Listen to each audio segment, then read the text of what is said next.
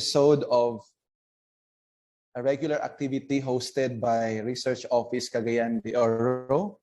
It is dubbed as an afternoon with an expert. So don't be bothered with the word expert. Okay, everybody's an expert. We are expert in our respective disciplines. So everybody is invited to share his or her thoughts related to research in the next episodes of An Afternoon with an Expert. Okay, so once again, good afternoon, everybody. Anyway, I am so glad we are back for another episode of sharing experience with our colleagues, with our students in the university in relation to knowledge, in relation to skills that we should know out of doing research. So this afternoon, I'm going to share with you how to write a publishable literature review. There are actually types of literature review, and I know you know them very well. So maybe one of the popular literature review that you have heard is that meta-analysis, okay? There is also this what we call systematic literature review. And also very common is the narrative literature review. We have this argumentative literature review. We have scoping literature review and all others. There are actually many. But this afternoon, we'll be talking about the typical publishable literature review. So I'm going to share to all of you. The presentation actually is designed for students, for beginners in the research, because we know that writing the literature review is one of the daunting tasks of a researcher. Even professionals, especially our students, they would always say that writing the literature review is not that easy, especially if they're amazed, they're having a lot of readings already, and they could hardly decide as to which of these readings or literature they're going to include in the review. So what I'm going to share this afternoon, it's actually a step-by-step process of writing literature review, just the important ones. Though I believe, I'd like to believe that if we deliver this particular topic, making it more comprehensive, for sure, cannot be accommodated in 1 hour or 1.5 hours. So in trainings I have conducted in the past on writing publishable literature review, we did this in 3 to 5 days. And so we had an output. It was really a publishable literature review. So very quickly, I would like to share once again to all of you how to write a publishable literature review. So first of all, I would like us to revisit a common definition of literature review, because this is one important thing we should always remember, we should always know, because it's hard for one person to write it without knowing the common definition. So usually a literature review is a published material that provides examination of recent or current literature. So in a typical research, okay, we call that one thesis in the undergrad, even in the master's level, and dissertation in the doctorate level. If you talk about literature review as a part of the entire manuscript, I tell you, it's not really easy to do this, especially to beginners, okay? So there are many people who said that writing a literature review may be done in a week or in a month or several months. It actually depends largely on the scope of the review that you are doing. And of course, it will also depend on the kind of experience you have as a writer, as a researcher. But what I'm doing this afternoon is a kind of sharing which is designed for beginners, especially our students. No, later on I will share with you templates that I prepared for you to be guided as to what to write first, what to write next, and how to develop that technique to the point that you can write an effective literature review, a complete RRL for that matter. Okay, so again,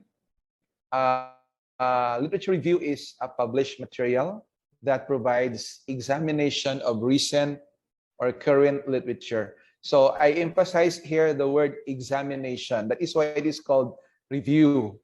So we're not putting together paragraphs that we borrowed from other sources, okay? But we are reviewing or assessing or examining the readings or literature that we have encountered or read, okay? Now, in terms of nature, a literature review discusses published information in a particular subject area. So I think everybody knows this already. Sometimes information in a particular subject area within a certain time period. So again, it depends on the method. It depends on the technique that you're using when you write the review. It presents a synthesis or simply a reorganization or reshuffling of information. It is also a kind of review that might trace the intellectual progression of the field, including major debates. Now, take note, for each discipline there is in the academe, there are studies or research outputs that do not come up with similar findings. So in a way, they have contrasting findings or ideas. And because of that, there is a continuing debate, or there are continuing major debates along that discipline. So that is not actually something new. That is actually normal in a particular discipline. A review actually is not a collection of quotes. Okay, I just would like to remind everybody, it's not a copied quote or texts from other sources. Okay, and with regard to the significance of the review, the literature review, the very reason why we do literature review is because that review identifies the knowledge gap to be addressed by research question. So one of the very reasons why we do review is that we would like to identify the knowledge gap. And usually, this is also the basis of doing research. So a knowledge gap could be something that has not yet been found, okay? That is how we define a knowledge gap. Or in research, a knowledge gap could be finding that has inconsistent result. So on a similar study, authors came up with inconsistent findings. So we can consider that one a knowledge gap. Could be the basis of another study that you can do. Your review also positions your research within the existing research. Okay, that is one of the significant points of literature review. And it also locates the work of other key researchers in your field. That is always understood by many.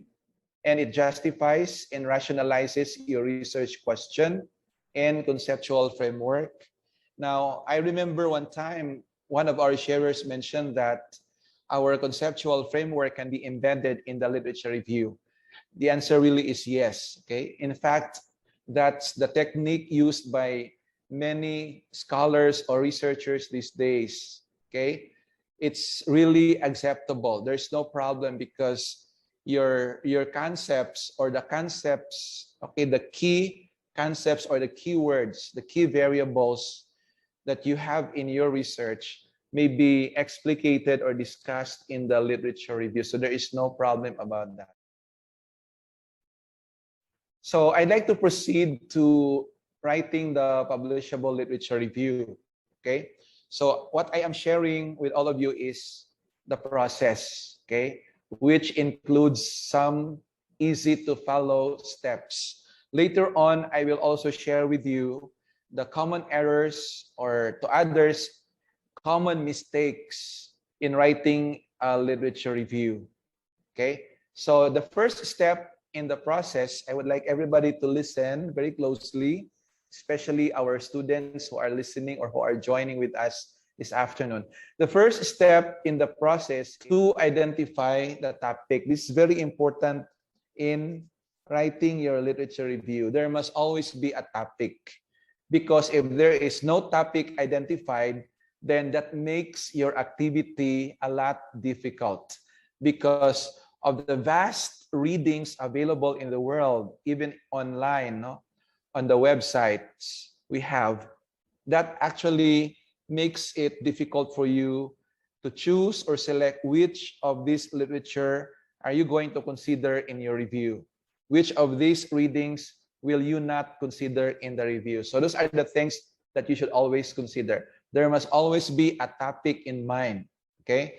So I remember I had this particular literature review topic that was 6 or 7 years ago. I wrote a review article on academic plagiarism, okay? So that is very specific, academic plagiarism. So before you start the literature review, you should have this identified topic in mind. Second step is for you to conduct research, to start doing the reading, now the review. So how do you do that? I suggest you start by compiling a list of relevant keywords related to your central question. So remember, when we do research, there is always this what we call central question or overarching question, okay? And beneath the overarching question are the specific questions that your study would answer, would find, answer or information, okay? So to make the entire research process much simpler and help you find relevant publications faster. So that is one technique I would like to share. List relevant keywords related to your central question. Because I remember the questions of my students, in thesis writing, like when they reach the point of reviewing the literature, one of the things I cannot really forget in them, their question is what to read. Okay, the number one question is what to read. What kind of journal, what kind of research should be read, okay, as part of the review? So that was their first question. So again, it's very important to know the relevant keywords related to your question. The third step is to assess and prioritize sources. So this is, to me, very important, okay? My point here is we do not just get information or data from any other sources out there, okay? As a literature reviewer, we should know how to assess and prioritize sources. So to evaluate which sources are worth including in your review, I would like you to keep in mind the following criteria, okay? The following points. Now, first is productivity. Get to know the productivity of the author in terms of research outputs, probably on publications, probably on citations, okay? You have to put that in mind, the productivity of the author, as well as his or her credibility as a researcher. You also have to consider in selecting your sources, in prioritizing your sources, that item, what we call influence, okay? How do you know that the author is influential in his field, okay? In that journal, you have to get to know his or her research track record, okay?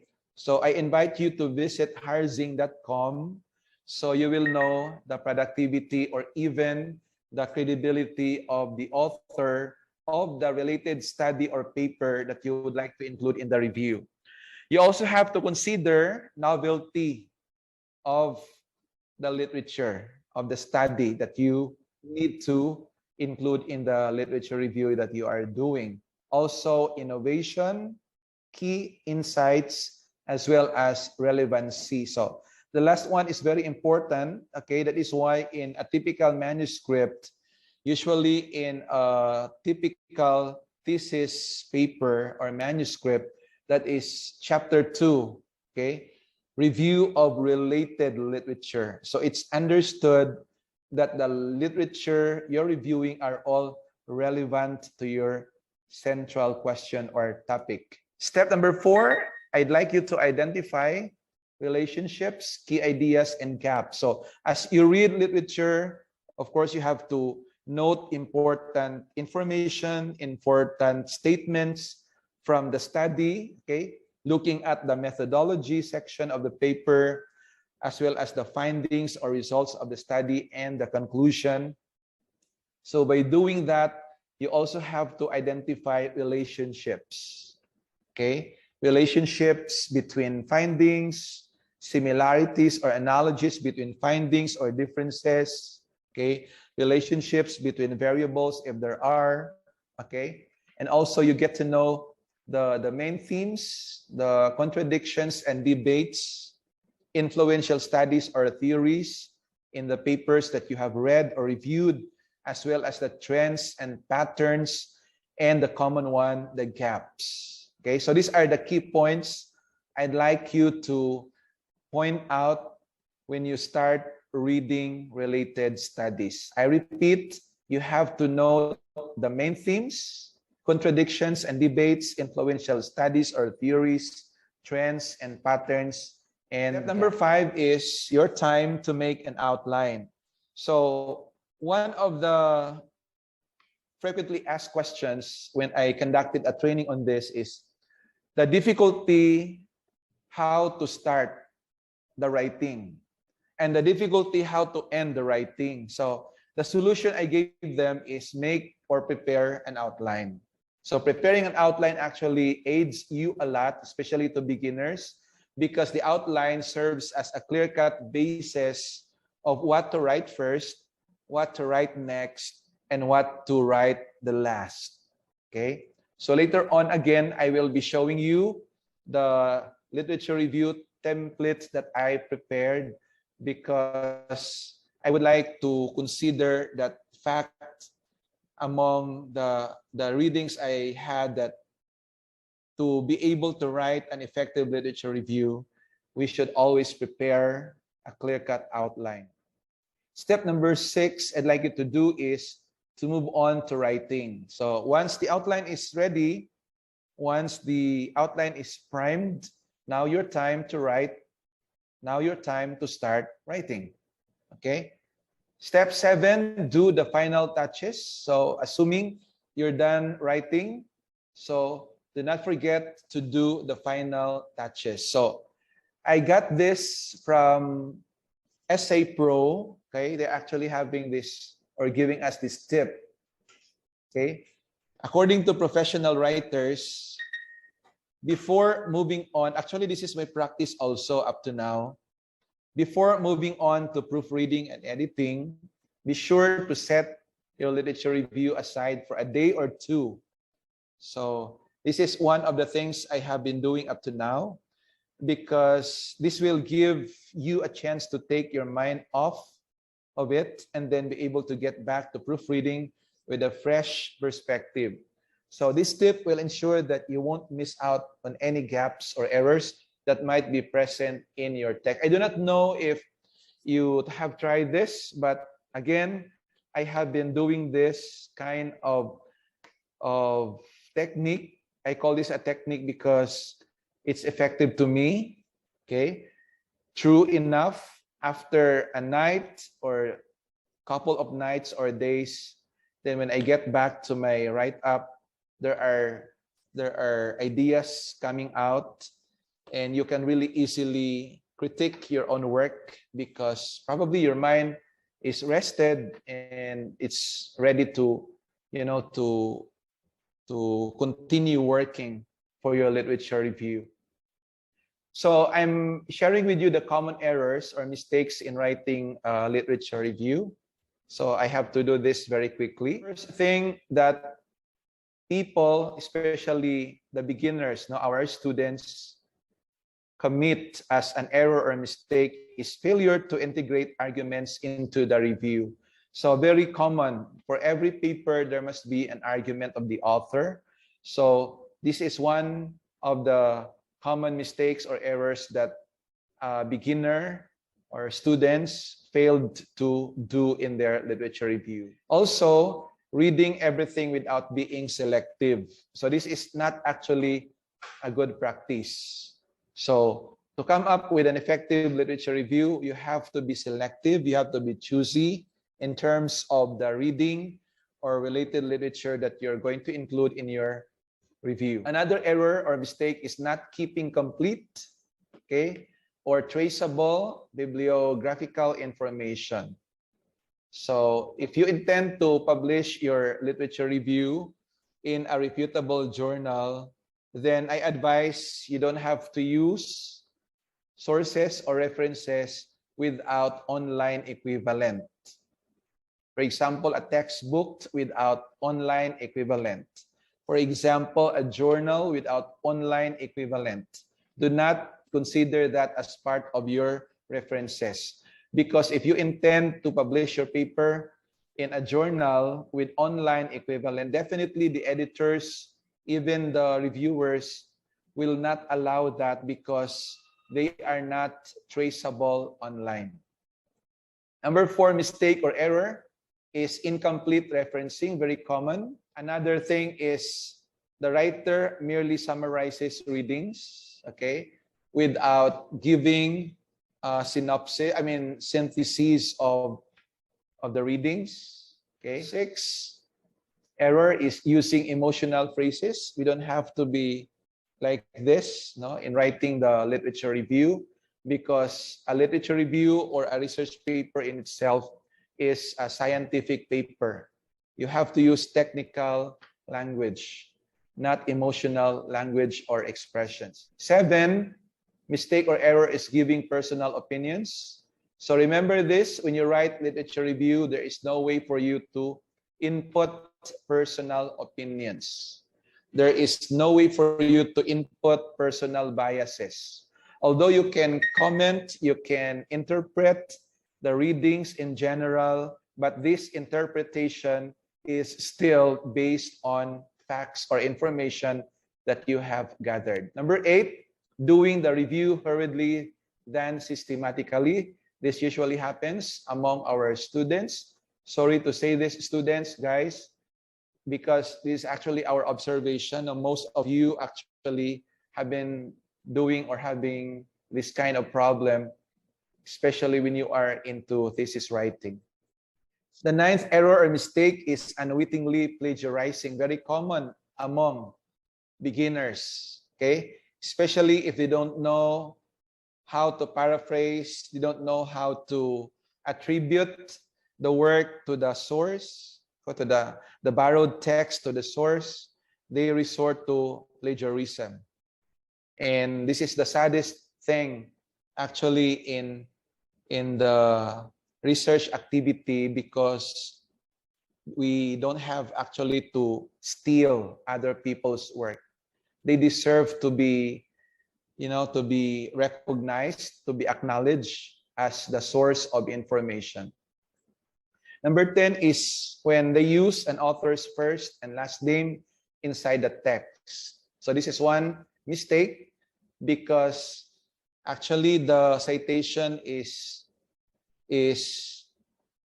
about author date system, okay? Meaning the family name of the author is mentioned or stated, and then the year when the work was published. No mention of the first name. And number 11, mistake is inserting long URLs in the body of a study, which is a big no-no. Okay, URLs are not supposed to be used as citation, whether it's in text citation or parenthetical citation. No way for URL to be used as a citation. We only use the author, okay, and the year If there is no author of that article or manuscript that you're reading, you can also make use of the name of the institution or organization and the year. Okay, never the URL. Number 12 mistake is giving no background or definition section, especially for concepts considered in the review. They should be well defined in the paper on the outset. Number 13 is bad organization and structure. This is actually a common problem among beginners, especially if they miss to prepare an outline. Number 14, irrelevant content. This is what I have been saying many times, that when you choose literature or readings for your review, you have to understand and make sure that those studies or papers are very much relevant to your central question or topic. Number 15 is not going over the methodology section of a reviewed article. So when you start reading a particular study or paper, never ever miss to read that methodology section of the paper. Number 15 is not going over the methodology section of a reviewed article. So when you start reading a particular study or paper, never ever miss to read that methodology section of the paper. Okay? That is one of the important parts of the paper that you should read.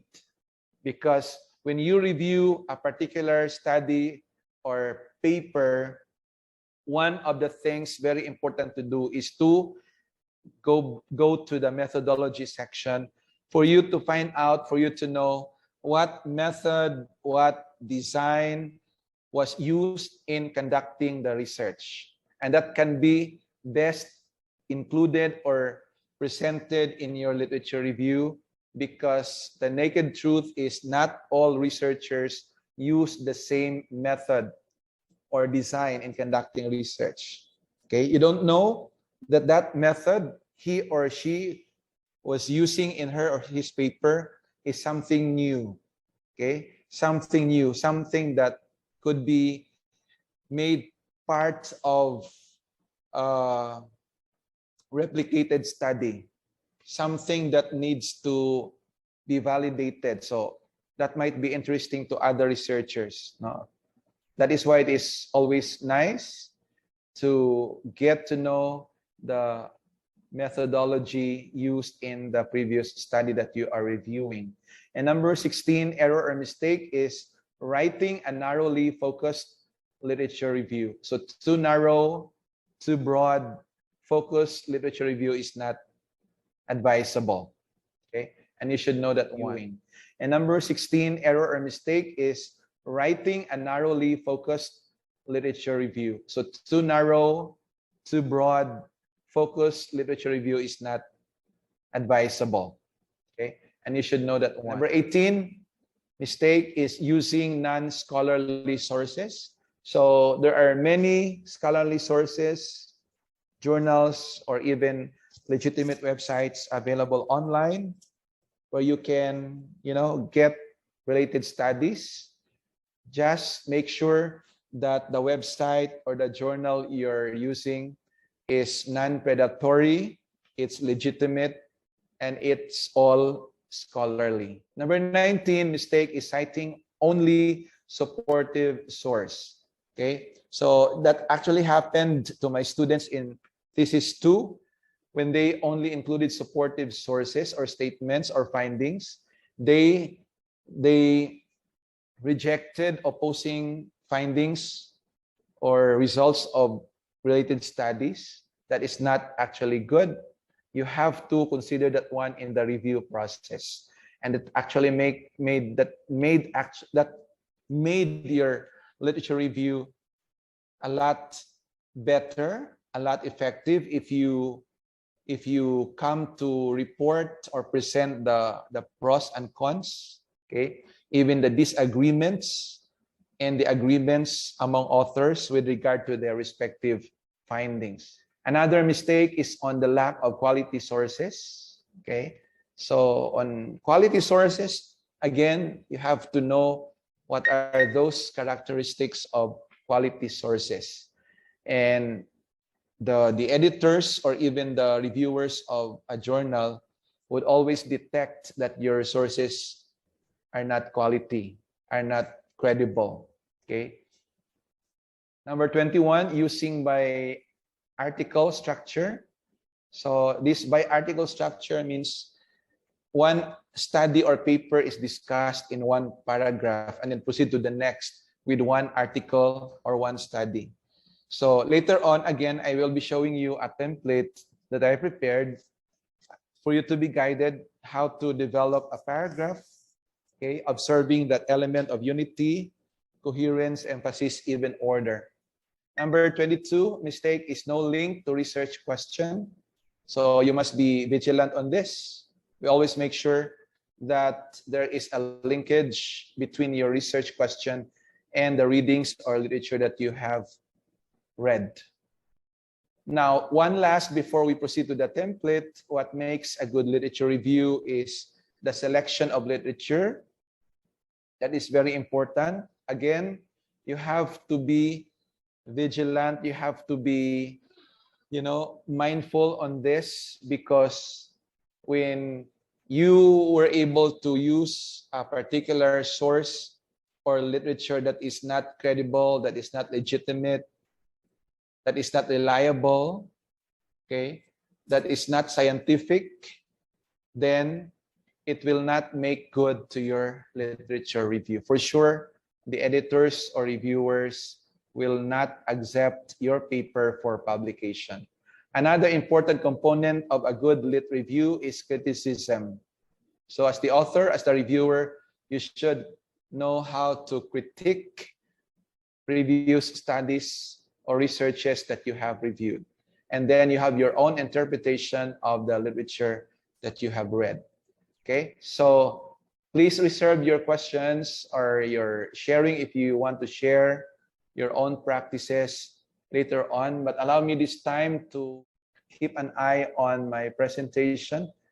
I prepared this morning for you to be guided on how to write publishable literature review. So let me share screen. Where are you?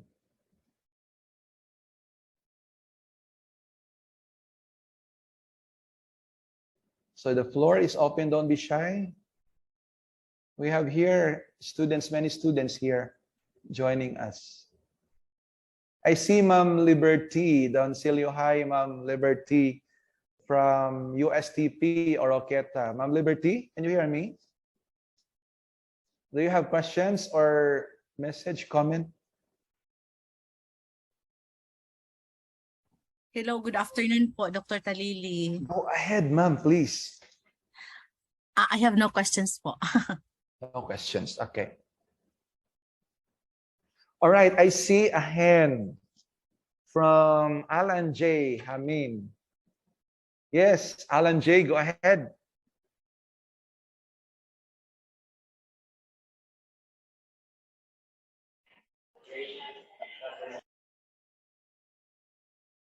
Alan J., go ahead, please.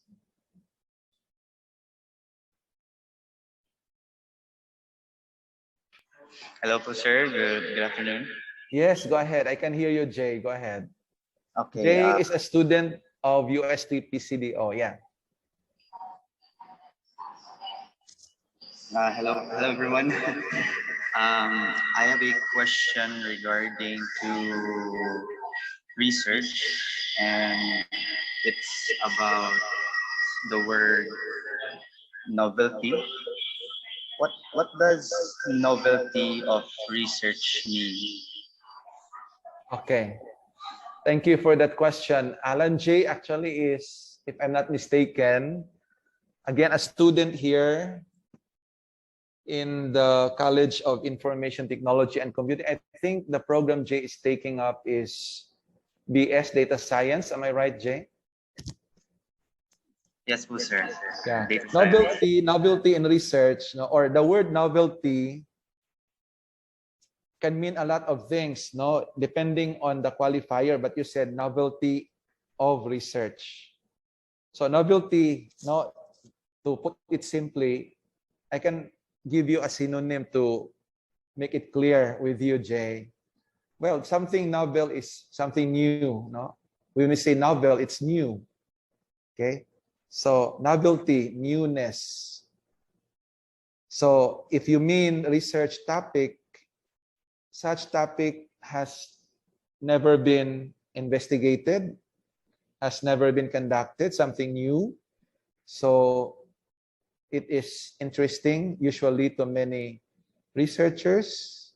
But in terms of doing a literature review on that, no, especially if the topic is new, this is one thing I would like to emphasize, especially to the beginners.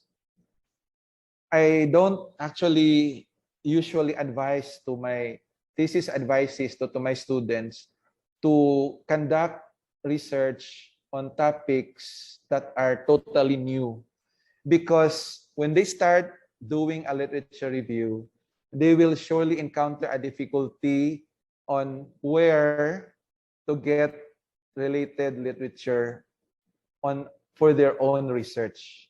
Okay, so it's always nice to do a study, a research that is not totally new. Although, yes, we are always interested to something novel, to something new. But if your reason is dearth of literature, no, inadequacy of literature, well, some other researchers would understand that one. Or in the case of thesis defense, the panel members would understand that one, if the rationale is dearth of literature or insufficiency of available related studies. But it's always better to embark on a particular research with a topic on a lot of related literature to review. So I hope, Jay, I have answered your question.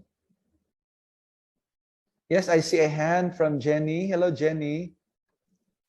Are you a Good student, afternoon, Jenny? sir. Yes. Yes, sir. What is your Okay, what program are you taking up? At TCM, sir. TCM. Okay. So, go ahead, Jenny. Okay, I have a question, sir. How to cite multiple authors in literature review? Do they all need to be written? Yes. Well, depending on the format, no, required by the journal, for example, no. In your case, Jenny, because I know you don't have publication yet. You don't have publications yet, no, in journals. So depending on the department, so since you belong to the Department of Technology Communication Management, we're actually following the APA format. Okay, so the question is how to cite multiple authors in either in-text or parenthetical citation. So APA means American Psychological Association, or the APA format dictates that for the very first time you use or you cite the authors as sources of information, you mention all of them, okay? All of them in your citation, whether in text or parenthetical citation. And then on the second time, you can make mention of the first author's family name and then et al. Okay, et al. That abbreviation actually means and others. So you don't have to mention all of them on the second time around. Okay, so there will be a clear discussion on that, on the APA format and style, with your instructor or advisor when you start working on your thesis, or even before you start working on your thesis. Thank you, Michi. Roa, you are recognized. Mitch. Hello, good afternoon, Doc. Good afternoon. Doc, I would like to ask lang, Doc, if can we still consider something as a research if same lang ang methodology but at different locations? So it is somehow similar to my question kaganya about novelty ni sir. So like if we say na a carbon stack assessment of bamboos in Bukidnon, and then there is also similar study but ang scope na is Claveria, so is that still consider a research? Sure, sure. No problem with that. No problem. Yeah. Okay. Thank you, Doc. A completed study or research may be replicated actually. No? It may be replicated in another context or place or time using similar method or using different method. Okay. But if it's actually a 90% replication, then maybe you can use same methodology and then conduct the research in another context.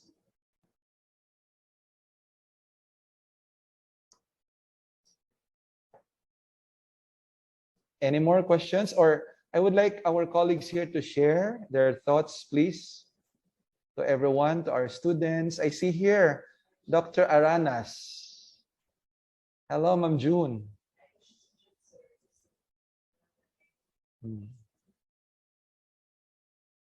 Okay, let us check on the chat box. Okay, we have a concern here from Emmanuel. Oh, Emmanuel again is here. Thank you so much, Emmanuel, for joining. My student in master's level. Sir Talili, good afternoon. I have a few questions. Number one, on writing the RRL, if some of your sources are already mentioned on the introduction part, will you omit it on the RRL part, or will you include it and just rephrase? No problem as to how many times they are mentioned in your paper, Emmanuel. Okay? Whether it's already mentioned in the intro, and then you mention that again in the RRL section, no problem. Okay? The importance of citing the source is recognizing or acknowledging the source of that information. But in terms of using their name or the attribution in terms of frequency in your paper, no problem.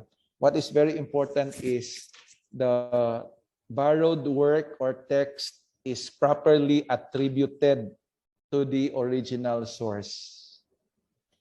Second, can we have a copy of the template, sir? Where could we get it? Of course, I can share the template to all of you if you want. Just send us your email address so we can share, and give me time to make a modification of that part which comes out blurry, if you noticed in the presentation earlier. Okay, you're welcome, Emmanuel. So do we have other questions? Sharing, please. How I wish I could hear from anyone share his or her thoughts on writing a publishable literature review. So I emphasize here publishable literature review because it's actually our goal, especially the faculty researchers here, our colleagues here, that after completing your study or research project, our goal really is to submit the paper for publication consideration. So the point or the message I would like to drive at here is a mere review of related literature is already publishable. Okay, remember that. Because in the past, I was one of those people who didn't expect, who didn't believe that RRL can be published as a standalone article. Okay, I always thought of an RRL which is always a part of a complete manuscript. Okay, so again, I would like to make that clear that a standalone, well-written, functional literature review is already publishable in reputable journals. So this is my motivation, my encouragement to all of you, especially our faculty members here, our colleagues here who are into research. If you have a research project, okay, automatically you need that part, review of related literature or literature review.